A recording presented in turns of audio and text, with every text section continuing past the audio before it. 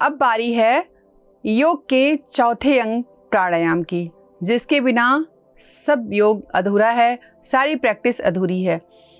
यदि हम अपने प्राणों का आयाम नहीं करेंगे, अपने प्राणों को ठीक तरीके से नहीं लेंगे, श्वास नहीं लेंगे, तब तक हम पूरी तरह से स्वस्थ नहीं रह सकते। आसन, योगाभ्यास, एक्सरसाइज, ये सारे तो हमारे हार्डवेयर को ठीक करते हैं, लेकिन यदि सॉफ्टवेयर ही खराब हो गया तो हार्डवेयर किसी काम का नहीं। तो अपने सॉफ्टवेयर को ठीक करने के लिए हमें प्राणायाम करना अति आवश्यक है। लंग, किडनी, हार्ट, जो अंदर के ऑर्गन्स हैं, जो हमारे सॉफ्टवेयर हैं, वो उनका ठीक होना बहुत ज़रूरी है। उसके लिए प्राणायाम अति आवश्यक है। तो कौन कौन से प्राणायाम करके हम अपनी स्नोरिंग की प्रॉब्लम्स को ठीक कर सकते हैं, और स्नोरिंग के साथ और भी बहुत सारी श्वास की समस्या, और भी सारी प्रॉब्लम्स, दर्द की प्रॉब्लम्स, किसी भी तरह की प्रॉब्लम्स को हम प्राणायाम के द्वारा 100% ठीक कर सकते हैं। तो आइए करते हैं प्राणायाम। कौन कौन से प्राणायाम करें? सबसे पहले तो भस्त्रिका प्राणायाम करें, जिससे हमारे फेफड़े बिल्कुल स्वस्थ हो जाते हैं। फेफड़े स्वस्थ होंगे, श्वास ठीक से आएगी, श्वास ठीक से जाएगी, हम प्रॉपर ब्रीदिंग कर पाएंगे, तो स्नोरिंग की प्रॉब्लम अपने आप ठीक हो जाती है। तो भस्त्रिका कैसे करते हैं? भस्त्रिका के बहुत सारे वेरिएशंस होते हैं, लेकिन सबसे आसान लंबा गहरा सांस लेना और छोड़ना, सबसे आसान, जो हर किसी को करना ही है, तो ही आप बिल्कुल स्वस्थ रह सकते हैं। कैसे करेंगे? सांस लेंगे, इनहेल, एक्सेल,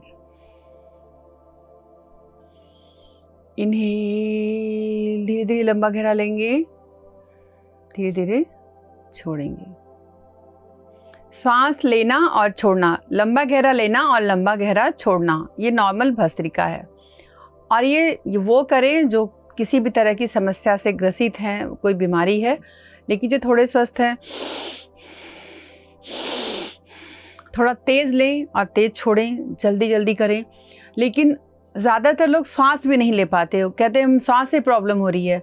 यदि श्वास ही हम नहीं लेंगे तो हम जीवित कैसे रहेंगे? श्वास लेने से ही तो हम जीवित हैं। जब तक श्वास चल रही तब तक हम हैं, श्वास नहीं तो हम नहीं। तो श्वास लेना ही मुश्किल हो गया, लोग श्वास भी नहीं ले पाते हैं। तो उथली उथली श्वासें लेते हैं, जिससे हमारा ब्लड प्यूरिफाई नहीं हो पाता, गैसों का एक्सचेंज हमारे लंग्स में प्रॉपर नहीं हो पाता, इम्प्योर ब्लड पूरे बॉडी में सर्कुलेट होता है और सारी ब्लॉकेज करता है, और ब्रेन स्ट्रोक करता है, स्किन डिजीज़ पैदा करता है। हर तरह की प्रॉब्लम्स सिर्फ ब्रीदिंग ना करने से होती है। भस्त्रिका प्राणायाम करके भी 100% हम स्वस्थ रह सकते हैं, अगर प्रॉपर तरीके से करें। अगर जिसे समस्या हो गई है वो तो वेरिएशन के साथ करें, लेकिन जिसे समस्या नहीं है अभी, वो अभी से स्टार्ट कर दें, ताकि उनको कभी भविष्य में समस्या हो ही ना। तो ये नॉर्मल हमने धीरे धीरे किया। जो समस्या वाले हैं, जिनको समस्या थोड़ी कम है या थोड़े से बीमार हैं, ऐसे करें। और जो बिल्कुल बीमार नहीं है, बिल्कुल 100% मेरी तरह स्वस्थ हैं, वो कैसे करेंगे?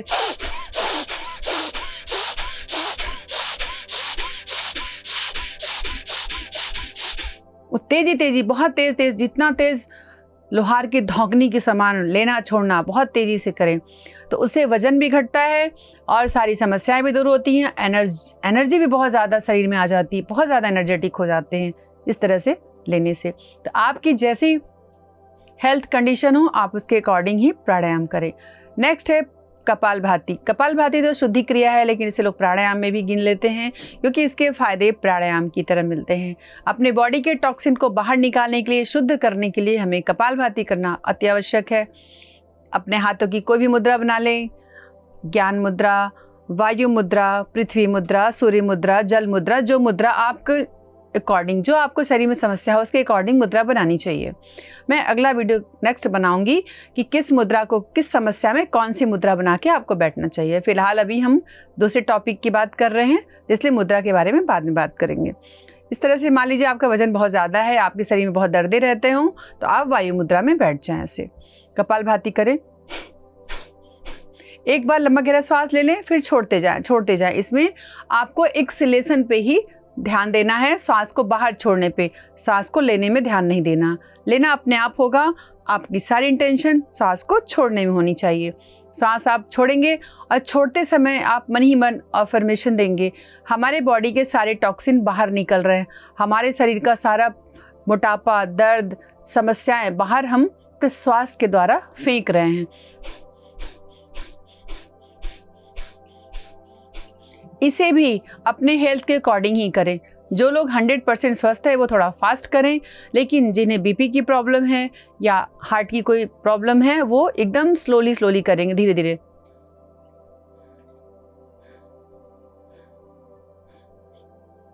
कपालभाति करते समय हर प्रश्वास के साथ यदि आप मूल बंद का अभ्यास करते हैं, जैसे आपने श्वास छोड़ा, छोड़ने के साथ मूल बंद लगा लिया, श्वास छोड़ा, मूल बंद लगा लिया, तो इसको करने से आपको और भी डबल फायदे मिलते हैं। अश्विनी मुद्रा, इसको अश्विनी मुद्रा भी कहते हैं, मूल बंद भी कहते हैं। इस तरह से आप मूल बंद अश्विनी मुद्रा के साथ यदि कपालभाति करते हैं तो इसको आपके फायदे कई गुना बढ़ जाते हैं। तो इस तरह से कपालभाति करें। नेक्स्ट है हमारा अनुलोम विलोम प्राणायाम। अनुलोम विलोम मैंने कई बार बताया, फिर से बता देती हूँ। बाएं हाथ से ज्ञान मुद्रा बना लें और दाहिने हाथ से प्रणव मुद्रा या प्राणायाम मुद्रा बना लें। दाहिने हाथ की दाहिने अंगूठे से दाहिने नोस्ट्रल को क्लोज करेंगे और लेफ्ट से बाएं से सांस भरेंगे। फिर लेफ्ट को बंद करके राइट से एक्सेल करेंगे।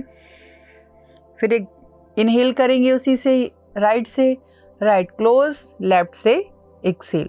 ये एक चक्र हुआ। इस तरह से आप कम से कम 10 से 15 चक्र अवश्य करें। लेफ्ट से इनहेल, राइट से एक्सेल, फिर राइट से इनहेल, लेफ्ट से एक्सेल, फिर लेफ्ट से इनहेल, राइट से एक्सेल, राइट से इनहेल, लेफ्ट से एक्सेल। इस तरह से आप 10 से 15 बार कम से कम करें।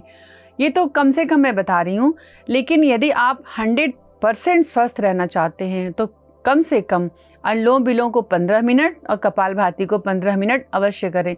यदि आप हाफ एन आवर कर सकते, आधा घंटा अनुलोम विलोम, आधा घंटा कपालभाति, तो आप अद्भुत चमत्कार अपने भीतर देखेंगे। आपको बहुत सारी बीमारियों से निजात मिल जाता है सिर्फ अनुलोम विलोम और कपालभाति करने से। लेडीज़ को मेंस्ट्रुएशन की प्रॉब्लम हो जाती है, अब मेंसेस ठीक से नहीं होता, टाइम पे पीरियड्स नहीं होते, तो इसके लिए सिस्ट बन जाते हैं, PCOS PCOD की प्रॉब्लम हो जाती है। तो ये सारी प्रॉब्लम्स अनुलोम विलोम कपालभाति से 100% ठीक हो सकती है। छोटे मोटे सूक्ष्म व्यायाम और इस तरह से कपालभाति। आधा घंटा अगर आप प्राणायाम को देते हैं, कम से कम आधा से 1 घंटा दोनों प्राणायाम को, दो ही प्राणायाम प्रॉपर तरीके से कर लें तो आपकी 99% प्रॉब्लम सॉल्व हो जाती हैं। इस तरह से अनुलोम विलोम करेंगे। इसके बाद नेक्स्ट है भ्रामरी प्राणायाम। भ्रामरी प्राणायाम की बहुत सारे वेरिएशन हैं। इसे आप मुद्रा के साथ भी कर सकते हैं और नॉर्मल इंडेक्स फिंगर से अपने आप कानों को बंद करेंगे और सांस भरेंगे, छोड़ते हुए हमिंग साउंड करेंगे ऐसे।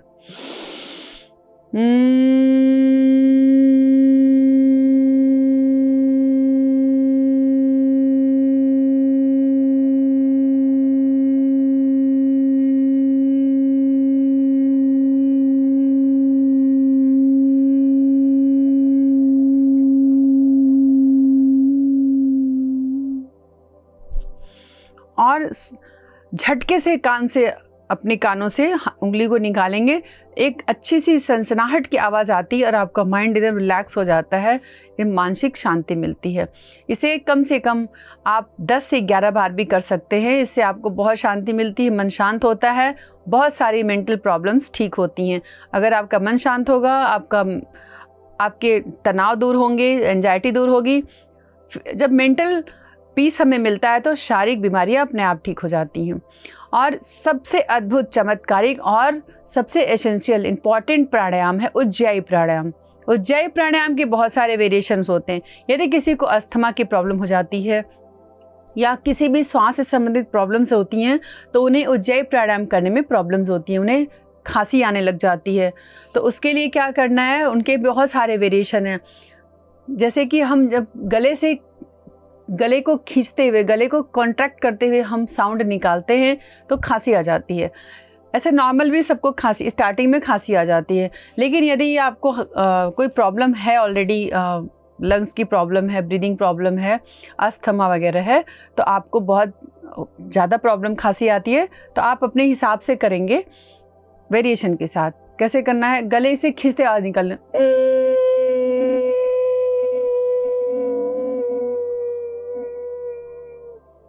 श्वास रोक के जालंधर बंद लगाएंगे, चिन लॉक करेंगे। जितने आप रोक सकते हैं 10 सेकंड 20 सेकंड होल्ड करेंगे, लॉक खोल देंगे, राइट को क्लोज करेंगे, लेफ्ट नोस्ट्रल से एक्सेल करेंगे। इसे भी 3 से 5, 10, 15 जितना आप अपने समस्या के अकॉर्डिंग आप कर सकते हैं। ये तो साउंड के साथ हुआ। अब जिन्हें ब्रीदिंग प्रॉब्लम है, जिन्हें ऑलरेडी अस्थमा वगैरह है, वो श्वास अंदर भरते टंग को बाहर निकालेंगे, फिर नाक से श्वास बाहर निकालेंगे, श्वास टंग को बाहर निकालेंगे, श्वास अंदर भरेंगे, नाक से बाहर निकालेंगे। इस तरह से 10-15 बार करेंगे। इससे भी स्नोरिंग की प्रॉब्लम, गले की प्रॉब्लम, थायराइड की प्रॉब्लम्स ठीक हो जाती हैं। तो इसके बाद 10 से 11 बार उद्गीत प्राणायाम करेंगे, ओम चैंटिंग करेंगे। इस तरह से 6, 7, 8 प्राणायाम करते हुए आप आगे बढ़ें और अपनी स्नोरिंग की समस्या को दूर करें। आप सूर्य भेदी प्राणायाम भी कर सकते हैं। ज़्यादा से ज़्यादा सूर्य नाड़ी को चला कर रखेंगे तो आपकी ब्रीदिंग प्रॉब्लम, कफिंग की प्रॉब्लम, स्नोरिंग की प्रॉब्लम ठीक होती है। अभी हमने प्राणायाम की बात की, कौन कौन से प्राणायाम करके आप अपनी खर्राटे की समस्या को दूर कर सकते हैं। अब खर्राटे की समस्या आपको बहुत ज़्यादा हो जाए तो आप कैसा डाइट लें, क्या खाएं, कौन से मुद्रा करें, इस पर हम चर्चा करेंगे। यदि खर्राटे बहुत आते हों, सांस की प्रॉब्लम हो, हल्दी वाला दूध रात को डेली पी के सोना चाहिए। हल्दी वाले दूध में आप थोड़ा सा हल्दी के साथ 1 चुटकी काली मिर्च भी डाल लें तो इससे हल्दी बहुत ज़्यादा एब्जॉर्ब होता है और आपको ज़्यादा फ़ायदा मिलता है। एंटी इन्फ्लेमेटरी जो प्रॉपर्टी होती, गुण होते हैं हल्दी के, ये आपको बहुत ज़्यादा बेनिफिट देते हैं श्वास की समस्या में और बहुत सारी श्वसन संबंधी समस्याओं में इससे आपको राहत मिलती है। आप मुलैठी की जड़, अदरक और दालचीनी, सिनेमन पाउडर को मिक्स करके आप इस प्रॉब्लम में उपयोग करें। इस प्रॉब्लम से आप निजात पा सकते हैं, उपचार कर सकते हैं। तो आपके किचन में ही आपकी समस्याओं का समाधान छिपा हुआ है। आप अपने आहार में इन सब चीज़ों को शामिल करें, as a medicine, as a food, आप जो भी समझें आप इसे शामिल करें।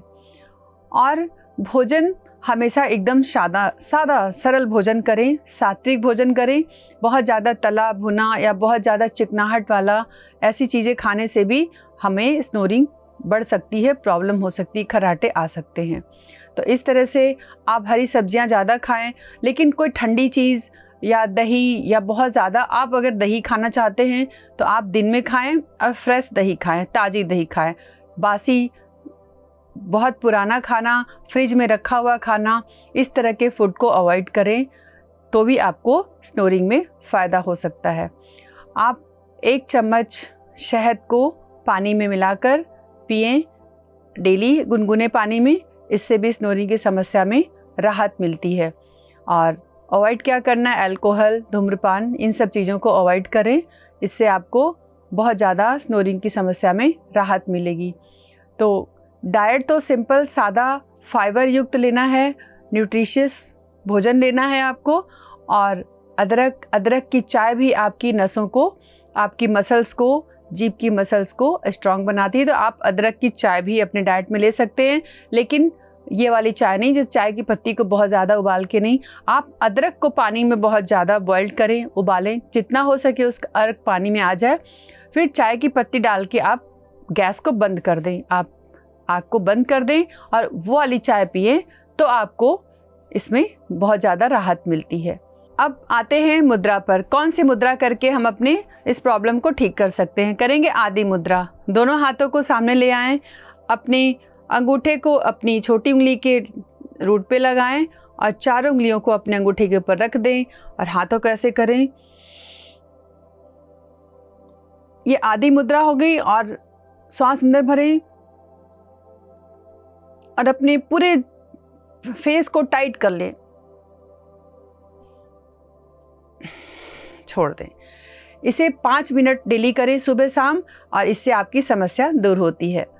अब बारी है सुविचार की। ध्यान का अर्थ है अपने मन को पूरी तरह से निर्विचार करना। तो आज के लिए बस इतना ही। दूसरे एपिसोड में मिलेंगे किसी और टॉपिक को लेके। तब तक के लिए नमस्कार।